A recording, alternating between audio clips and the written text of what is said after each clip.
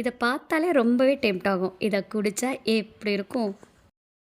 சிம்பிளா பண்ணிடலாம். டேஸ்ட்டும் சூப்பரா இருக்கும். Strawberry Bobo milk. வாங்க பண்ணலாமா? இப்போ மிக்ஸி ஜார் ஒன்று எடுத்துக்கலாம். ஸ்ட்ராபெர்ரி ஒரு பாக்கெட்டை கட் பண்ணி போட்டுக்கோங்க.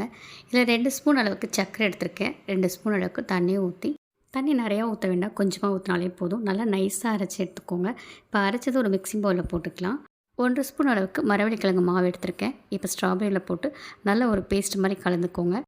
இதை நல்லா கலந்துட்டு அவன்லேயோ ஒரு அடுப்புலேயே வச்சு ஒரு 3 நிமிஷம் கிண்டி எடுத்துக்கோங்க. லைட்டாக ஹீட் ஆனால் போதும். நான் இதை ஹீட் பண்ண வீடியோ எடுக்க மறந்துட்டேங்க. நான் சொல்கிற மாதிரி நீங்களே ஹீட் பண்ணிக்கோங்க. இப்போ ஹீட் பண்ண மாவுலே இப்போ 150 கிராம் மரவள்ளிக்கிழங்கு மாவு எடுத்திருக்கேன். அதை ஹீட் பண்ண மாவில் இதையும் போட்டு நல்லா கலந்து வச்சுக்கோங்க.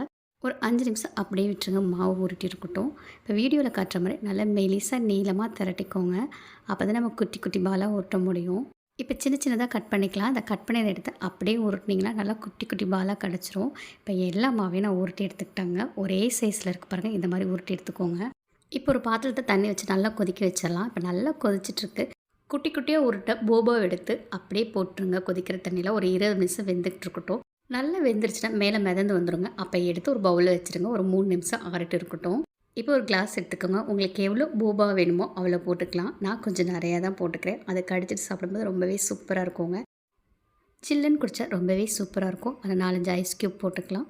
இப்போ ஸ்ட்ராபெர்ரி மில்க்கும் ஊற்றியாச்சு. நீங்கள் எப்போ எப்படி ஸ்ட்ராபெர்ரி மில்க் போடுவீங்களோ அதே மாதிரி தாங்க. நல்லா சில்லுன்னு ஸ்ட்ராபெர்ரி போபா மில்க் குடிச்சு பாருங்களேன். இதோட டேஸ்ட் அப்படி இருக்குங்க.